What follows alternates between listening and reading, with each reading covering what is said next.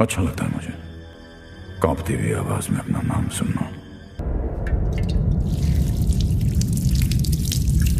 तेरा बाप कोई काम अधूरा नहीं छोड़ता है।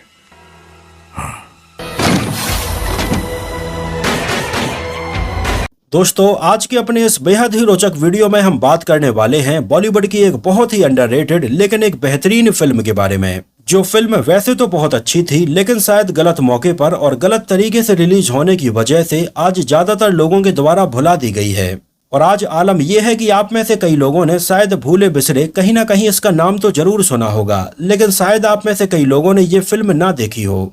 हम बात कर रहे हैं साल 2006 में आई अमिताभ बच्चन और Akshay Kumar starrer film family ties of blood के बारे में। फिल्म की कहानी अच्छी थी, डायलॉग्स अच्छे थे, लोकेशंस अच्छी थी और स्टार कास्ट भी अच्छी थी। इसमें अमिताभ बच्चन हमें एक डॉन के रोल में नजर आए थे और डॉन के रोल में अमिताभ बच्चन की परफॉर्मेंस बहुत ही यादगार रही। लेकिन एक अच्छी फिल्म होने के बावजूद भी ये फिल्म लोगों के बीच में उतनी चर्चित नहीं हो पाई और आज बॉलीवुड की एक बहुत ही अंडररेटेड फिल्म बनी हुई है, जिसमें बिल्कुल ही दो अलग अलग परिवारों की कहानी हमें देखने के लिए मिलती है। लेकिन एक इंसिडेंट ऐसा होता है जहां पर ये दोनों ही फैमिली कनेक्टेड हो जाती हैं और कहानी बिल्कुल ही अनएक्सपेक्टेड तरीके से आगे बढ़ती है। और शायद अगर इस कहानी के ऊपर आज कोई फिल्म बनी होती तो जरूर सुपरहिट या ब्लॉकबस्टर हो रही होती। खैर, हर फिल्म की अपनी अपनी किस्मत होती है और शायद इस फिल्म की किस्मत यही रही होगी। ये फिल्म रिलीज हुई थी 13 जनवरी 2006 को और ये वो समय था जब बॉलीवुड फिल्में अपने ट्रांजिशन जोन में थीं। मतलब 2005, 6 और 7 ये तीन वो साल थे जब बॉलीवुड फिल्मों में हमें एक बड़ा बदलाव देखने के लिए मिल रहा था, जहां लगभग 2004 तक बॉलीवुड में अधिकांश ऐसी फिल्में बन रही थीं जो सिंगल स्क्रीन थिएटर को ध्यान में रखकर बनाई जा रही थीं। और इस समय तक आने वाली फिल्मों में और इनके गानों में साफ साफ 90s की फिल्मों की झलक देखी जा सकती थी। लेकिन आगे चलकर मल्टीप्लेक्स फिल्मों का एक ऐसा दौर आया जहां फिल्में बदलने लगीं और उस समय बनने वाले गाने भी बदलने लगे। और अगर आप नोटिस करेंगे तो इन 2 से 3 सालों में इस बदलते हुए दौर का फर्क उस समय रिलीज होने वाली फिल्मों के ऊपर हमें नजर भी आता है। और मुझे लगता है कि शायद उस समय रिलीज होने वाली film family ties of blood भी इसका शिकार हो गई और लोगों के बीच में उतनी पॉपुलर नहीं हो पाई। जबकि आपको बता दें, फिल्म की बेसिक कहानी तैयार की थी शक्तिमान तलवार और अशोक राउत ने और इसका स्क्रीन प्ले तैयार किया था रजत अरोरा, श्रीधर राघवन, तिग्मांशु धूलिया और फिल्म के डायरेक्टर राजकुमार संतोषी ने मिलकर। जहां इससे जुड़े हुए तिग्मांशु धूलिया भी बहुत पॉपुलर थे और इसके पहले शाहरुख खान की फिल्म दिल से की कहानी को वो लिख चुके थे। इसके अलावा आगे चलकर उन्होंने हासिल जैसी फिल्म की कहानी लिखी और इसका डायरेक्शन किया और आगे चलकर उन्होंने पान सिंह तोमर और साहेब बीबी और गैंगस्टर जैसी फिल्मों की कहानी लिखी और इसका डायरेक्शन भी किया।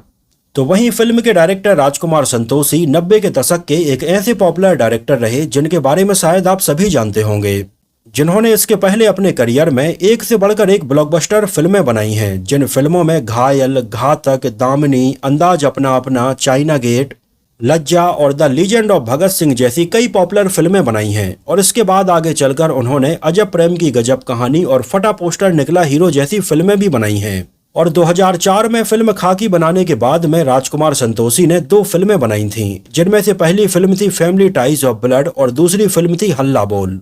लेकिन उस समय राजकुमार संतोषी के द्वारा बनाई गई ये दोनों ही फिल्में वैसे तो अच्छी थीं, लेकिन बॉक्स ऑफिस पर उतनी नहीं चल पाई थीं।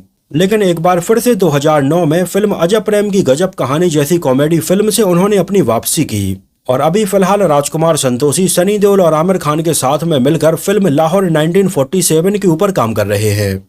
फैमिली टाइज ऑफ ब्लड में हमें नजर आए थे अमिताभ बच्चन, अक्षय कुमार, भूमिका चावला, आर्यमान राम से, सुशांत सिंह, भावना और अंजन श्रीवास्तव। इनके अलावा कादर खान साहब, गुलशन ग्रोवर, रजा मुराद और विजू खोटे हमें स्पेशल अपीयरेंस में नजर आए थे। इसके अलावा हमें बहुत ही छोटे रोल में नवाजुद्दीन सिद्दीकी और सुनील ग्रोवर भी नजर आए थे, जो उस समय लोगों के बीच में इतने पॉपुलर नहीं हुए थे। फिल्म को प्रोड्यूस किया था 90s के जाने माने फिल्म प्रोड्यूसर केशु रामसे ने, जो बहुत ही फेमस 7 रामसे भाइयों में से एक हैं, जिन्होंने लेट 80s में कई हॉरर फिल्में बनाई थीं।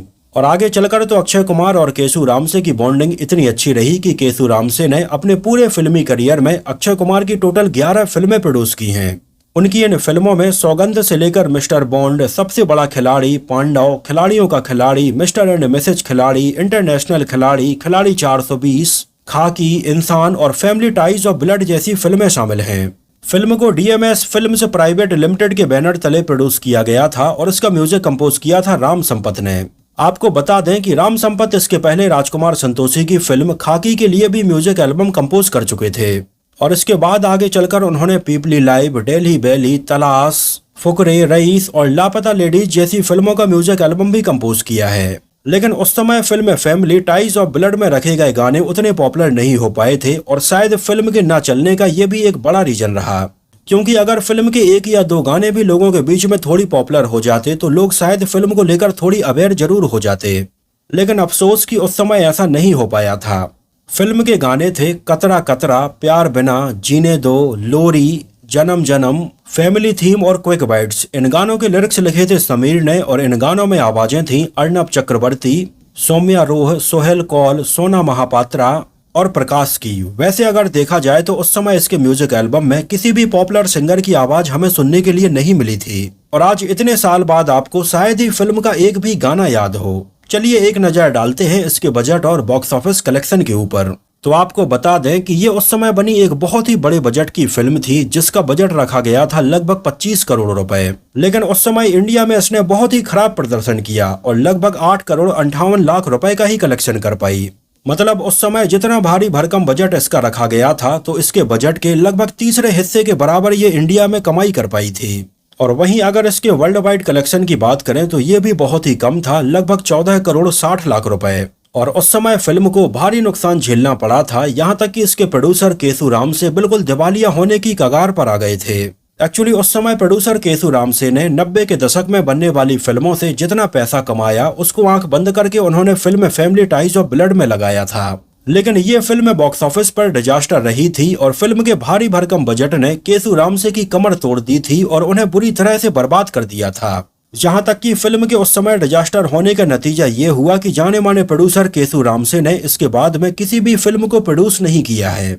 उस समय ये फिल्म 525 स्क्रीन पर रिलीज की गई थी और ये फिल्म थिएटर में देखने के लिए लगभग 28,38,000 लोग आए थे। वैसे आपको बता दें कि 13 जनवरी को ही इस फिल्म के साथ में बॉलीवुड की एक और बड़ी फिल्म का क्लैश हुआ था। ये फिल्म थी जिंदा, जिसमें हमें संजय दत्त और जॉन अब्राहम नजर आए थे। लेकिन उस समय हुए इन दोनों ही फिल्मों के क्लैश में ये दोनों ही फिल्में बॉक्स ऑफिस पर बुरी तरह से फ्लॉप रही थीं।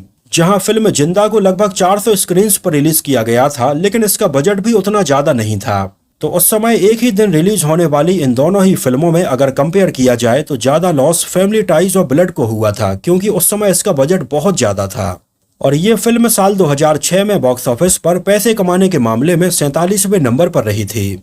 वैसे 2006 की अगर टॉप 5 फिल्मों के बारे में आपको बताएं तो 2006 में सबसे ज्यादा कमाई की थी ऋतिक रोशन की फिल्म धूम 2 ने। इसके बाद दूसरे नंबर पर फिल्म थी लगे रहो मुन्ना भाई, तीसरे नंबर पर थी क्रिस, चौथे नंबर पर थी रंग दे बसंती और 5वें नंबर पर थी Fanaa. Film family ties of blood को IMDb पर 5.7 आउट ऑफ 10 रेटिंग मिली हुई है। ये बात है लगभग 2004 के आसपास की, जब डायरेक्टर राजकुमार संतोषी ने अपनी फिल्म खाकी का डायरेक्शन किया था और केसू रामसे इसको प्रोड्यूस कर रहे थे। उस समय फिल्म खाकी बॉक्स ऑफिस पर अच्छी खासी चली थी और ऑडियंस ने भी इसको काफी पसंद किया था। तो उस समय फिल्म खाकी की सफलता को देखते हुए आगे चलकर राजकुमार संतोषी और केसू रामसे ने एक और फिल्म बनाने का डिसाइड किया। हालांकि खाकी के बाद में इन दोनों की साथ में आने वाली फिल्म का title family ties of blood नहीं होने वाला था, बल्कि इसका टाइटल होने वाला था रणवीर। उस समय फिल्म रणवीर को बड़े जोर शोर से अनाउंस किया गया था, यहाँ तक कि फिल्म की एक बड़ी मुहूर्त पार्टी भी मुंबई के एक बड़े से होटल में रखी गई थी, जिसकी मुहूर्त पार्टी में उस समय बॉलीवुड के बड़े से बड़े दिग्गज दिलीप कुमार से लेकर धर्मेंद्र जैसे कई एक्टर्स शामिल हुए थे। उस समय राजकुमार संतोषी और केसू रामसे की ये फिल्म बड़े जोर शोर से अनाउंस हुई थी, लेकिन उस समय इसकी स्टार कास्ट बिल्कुल ही अलग थी, जिसमें उस समय अमिताभ बच्चन, अभिषेक बच्चन, संजय दत्त, लारा दत्ता और गुलपनाग जैसे एक्टर्स नजर आने वाले थे।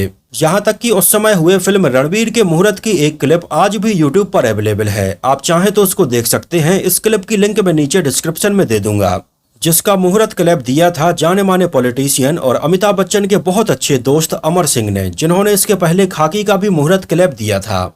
जहां उस समय फिल्म रणवीर के इस मुहूर्त क्लिप के दौरान अमिताभ बच्चन और अभिषेक बच्चन हमें स्टेज पर एक सीन भी परफॉर्म करते हुए नजर आते हैं। लेकिन उस समय ये फिल्म इतने जोर शोर से अनाउंस हो जाने के बाद, इसके 1-2 सीन तक शूट हो जाने के बाद राजकुमार संतोषी को लगा कि इसकी स्क्रिप्ट में अभी कुछ कमियां हैं। हालांकि उस समय राजकुमार संतोषी ने इस स्क्रिप्ट को ठीक करने का पूरा प्रयास किया, लेकिन उन्हें फाइनली ये लगा कि इस स्क्रिप्ट में वो बात नहीं है कि इसके ऊपर एक दमदार फिल्म बनाई जा सके।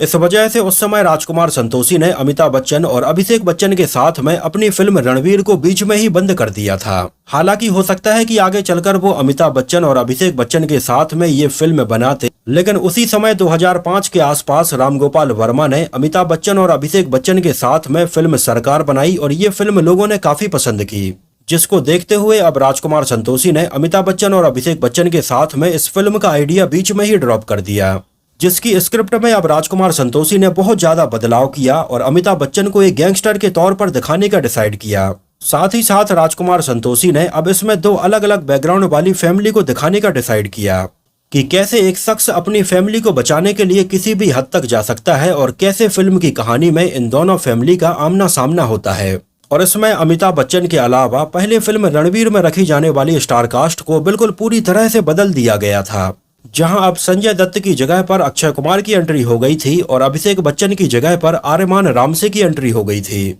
आर्यमान रामसे के बारे में आपको बताएं तो वो फिल्म के प्रोड्यूसर केसु रामसे के बेटे हैं और उन्होंने film family ties of blood से अपना डेब्यू किया था। हालांकि आपको बता दें कि आर्यमान रामसे इसके पहले भी अक्षय कुमार की साल 1991 में आई डेब्यू फिल्म सौगंध में उनके बचपन का रोल निभा चुके थे और आगे चलकर आर्यमान रामसे ने अपने पिता के द्वारा ही प्रोड्यूस की गई film family ties of blood से लीड एक्टर के तौर पर अपना डेब्यू किया था। और यहाँ पर गौर करने वाली बात यह है कि इस फिल्म में उनका रोल अक्षय कुमार से भी काफी बड़ा था। एक्चुअली ये फिल्म अब आर्यमान रामसे के लॉन्च करने के लिए ही बनाई गई थी और इसमें अक्षय कुमार को लिया गया था, जिससे कि फिल्म देखने के लिए ऑडियंस थिएटर तक आ पाए। और अक्षय कुमार भी उस समय फिल्म में ये छोटा सा रोल करने के लिए इसलिए तैयार हो गए थे क्योंकि उनके केसु रामसे से बहुत अच्छे संबंध रहे हैं। हालांकि वैसे अगर देखा जाए तो फिल्म फैमिली में आर्यमान रामसे का काम काफी अच्छा था और उनकी एक्टिंग की भी लोगों ने काफी तारीफ की, लेकिन अफसोस कि उस समय फिल्म को बहुत ज्यादा लोगों ने नहीं देखा और ना ही ये फिल्म उतनी ज्यादा चर्चाओं में आ पाई और आर्यमान रामसे का करियर स्टार्ट होने के पहले ही खत्म हो गया। हालांकि इसके बाद आगे चलकर आर्यमान रामसे हमें फिल्म गुड लक में, मैं ओसामा में और रियासत जैसी फिल्मों में नजर आए, लेकिन उनका करियर फिल्मों में कुछ खास नहीं चल पाया और फाइनली 2014 के बाद वो फिल्मों से पूरी तरह से दूर हो गए थे। हालांकि आपको बता दें कि उस समय आर्यमान रामसे को इस फिल्म के लिए बेस्ट मेल डेब्यू के फिल्म फेयर अवार्ड के लिए नॉमिनेशन भी मिला था, लेकिन वो ये अवार्ड जीत नहीं पाए थे। आपको बता दें कि उस समय अक्षय कुमार की अमिताभ बच्चन के साथ में आई ये चौथी फिल्म थी। इसके पहले ये दोनों साथ में फिल्म एक रिश्ता, आंखें, खाकी और वक्त में नजर आ चुके थे और इसके बाद आगे चलकर ये दोनों साथ में हमें 2018 में आई फिल्म पैडमैन में नजर आए थे, जिसमें अमिताभ बच्चन स्पेशल अपीयरेंस में थे। फिल्म में अक्षय कुमार के अपोजिट भूमिका चावला को साइन किया गया और ये इन दोनों की साथ में आई अभी तक की एकमात्र फिल्म है। इसके अलावा आपने अगर नोटिस किया हो तो इसमें आर्यमान के अपोजिट किसी भी एक्ट्रेस को साइन नहीं किया गया था, लेकिन आपको बता दें कि पहले ऐसा नहीं था। पहले फिल्म में आर्यमान रामसे के अपोजिट भी एक एक्ट्रेस को साइन किया गया था जो बिल्कुल ही एक न्यू कमर थी। उनका नाम था कोयल मलिक और आर्यमान रामसे के साथ में एक दिन उन्होंने फिल्म की शूटिंग भी की थी, लेकिन बाद में राजकुमार संतोषी को लगा कि शायद ये किरदार फिल्म की लंबाई को बढ़ा रहा है और मेन कहानी से भी डिस्ट्रैक्ट कर रहा है। इस वजह से लगभग एक दिन की शूटिंग करने के बाद राजकुमार संतोषी ने इस किरदार को ही फिल्म से हटा दिया था। ये फिल्म जब पूरी बनकर कंप्लीट हो गई और फिल्म की डबिंग हो रही थी तो उस समय ऑलमोस्ट सबने फिल्म के लिए डब कर दिया था और अमिताभ बच्चन ने भी अपने कई सीन को डब कर लिया था। लेकिन आगे चलकर अमिताभ बच्चन की तबीयत काफी बिगड़ गई थी और अमिताभ बच्चन फिल्म के लिए अब डब नहीं कर पा रहे थे। तो उस समय फिल्म के डिले को देखते हुए इसमें अमिताभ बच्चन के ज्यादातर सीन सुदेश भोंसले ने डब किए थे, जो एक जाने माने सिंगर हैं और कई फिल्मों में अमिताभ बच्चन की आवाज में गाने गा चुके हैं और आज तक लोगों को ये पता नहीं है कि ये गाने अमिताभ बच्चन ने नहीं बल्कि सुदेश भोंसले ने गाए हैं। जैसे साल 1991 में आई अमिताभ बच्चन की बहुत ही पॉपुलर फिल्म हम का एक गाना था चुम्मा चुम्मा दे दे चुम्मा, जिस गाने को अमिताभ बच्चन की आवाज में सुदेश भोंसले ने गाया था और आज तक कई लोगों को ये लगता है कि शायद ये अमिताभ बच्चन की रियल आवाज है, लेकिन ये सुदेश भोंसले की आवाज थी। तो film family ties of blood में अमिताभ बच्चन के ज्यादातर सीन सुदेश भोंसले ने ही डब किए थे। खासकर से फिल्म के सेकंड हाफ के तो ज्यादातर सीन सुदेश भोंसले ने ही डब किए थे। केवल अमिताभ बच्चन के फोन पर होने वाले इस कन्वर्सेशन के और अपने बेटे को मारने के बाद वाले ये सीन अमिताभ बच्चन ने खुद डब किए थे। यहाँ पर आप एक और चीज नोटिस करेंगे कि फिल्म के क्लाइमैक्स में पता चलता है कि अमिताभ बच्चन के बेटे ने ही उन्हें मारने की सुपारी दी है। एक्चुअली सेम यही कंसेप्ट हमें आगे चलकर रजनीकांत की सुपरहिट फिल्म जेलर में भी देखने के लिए मिला था, जहां पर भी एक बेटा अपने बाप को मारने की सुपारी देता है। लेकिन फिल्म जेलर लोगों के बीच में बहुत ज्यादा पॉपुलर हुई थी और जब लोगों ने फिल्म में ये सीन देखा तो वो काफी इमोशनल हो गए थे। लेकिन शायद उन लोगों ने इसके पहले film family ties of blood नहीं देखी थी, जिसमें भी हमें बिल्कुल ऐसा ही सीन देखने के लिए मिला था, जहां एक बाप के द्वारा अपने बेटे को मारने का दर्द साफ साफ अमिताभ बच्चन की आंखों में देखा जा सकता है। लेकिन अफसोस की फिल्म फैमिली एक बहुत ही अंडररेटेड फिल्म रह गई और आज भी लोगों को इसके बारे में पता नहीं है। जब अमिताभ बच्चन डायलॉग बोलते हैं, मुझे कांपती हुई आवाज में अपना नाम बीरेन सहाय सुनना बहुत पसंद है, इसमें हमें अमिताभ बच्चन के साथ में स्पेशल अपीयरेंस में कादर खान भी नजर आए थे। वैसे 70s, 80s और 90s में अमिताभ बच्चन और कादर खान की साथ में कई फिल्में आई और कादर खान ने अमिताभ बच्चन की फिल्मों के लिए कई पॉपुलर डायलॉग्स भी लिखे हैं। लेकिन फिल्म फैमिली में ये दोनों हमें आखिरी बार नजर आए थे और फिल्म का एक सीन था जब अमिताभ बच्चन कादर खान की बेइज्जती करने के लिए उनके सिर के ऊपर एक जग से पानी डालते हैं। मतलब वाकई में फिल्म में ऐसे कई सीन देखने के लिए मिलते हैं जिन्हें देखने के बाद रोंगटे खड़े हो जाते हैं। फिल्म के कई सीन में अमिताभ बच्चन हमें एक बड़ा सा सिगार पीते हुए नजर आते हैं। लेकिन उस समय जब ये फिल्म रिलीज होने वाली थी तो फिल्म के बड़े बड़े होर्डिंग्स जगह जगह पर लगे हुए थे जिसमें अमिताभ बच्चन सिगार पीते हुए नजर आ रहे थे। और उस समय अमिताभ बच्चन के ऐसे कई होर्डिंग्स गोवा में भी जगह जगह पर लगे हुए थे, जिन होर्डिंग्स को लेकर उस समय national organisation for tobacco eradication ने अमिताभ बच्चन की काफी आलोचना की थी कि एक स्टार स्मोकिंग को बढ़ावा दे रहा है और इस तरह से जगह जगह पर होर्डिंग्स में सिगार पीते हुए नजर आ रहा है। उस समय अमिताभ बच्चन के ऊपर एक केस भी दर्ज हुआ था और बाद में आगे चलकर इन होर्डिंग्स को हटा लिया गया था। इसके अलावा अक्षय कुमार इसमें हमें एक कुक बने हुए नजर आते हैं। वैसे आपको बता दें कि अक्षय कुमार फिल्मों में आने के पहले रियल लाइफ में भी कुक थे और उस समय उनका रियल नाम राजीव हरिओम भाटिया था। तो उनका भाटिया जो सरनेम है वो फिल्म में यूज किया था और फिल्म में उनका नाम होता है शेखर भाटिया। इसके अलावा फिल्म का एक सीन था जब अमिताभ बच्चन अपने एक पुराने घर में जाते हैं जहां पर उन्हें दीवार पर टंगी हुई अपनी एक पुरानी फोटो नजर आती है, जिस फोटो को देखकर वो उसको चूमते हैं। लेकिन ये फोटो रियल में अभिषेक बच्चन की फोटो थी जब वो पैदा हुए थे। इसके अलावा गौर करने वाली बात यह है कि इसमें आरमान रामसे के दोस्त के तौर पर हमें सुनील ग्रोवर और नवाजुद्दीन सिद्दीकी जैसे एक्टर्स भी नजर आए थे, जो दोनों ही उस समय उतने ज्यादा पॉपुलर नहीं हो पाए थे। लेकिन आगे चलकर ये दोनों बहुत ज्यादा पॉपुलर हो गए और आरमान रामसे से भी ज्यादा पॉपुलर हो गए थे। यहाँ तक कि आज आलम यह है कि नवाजुद्दीन सिद्दीकी और सुनील ग्रोवर की एक अलग ही फैन फॉलोइंग है, लेकिन आरमान रामसे को शायद ही कोई जानता हो।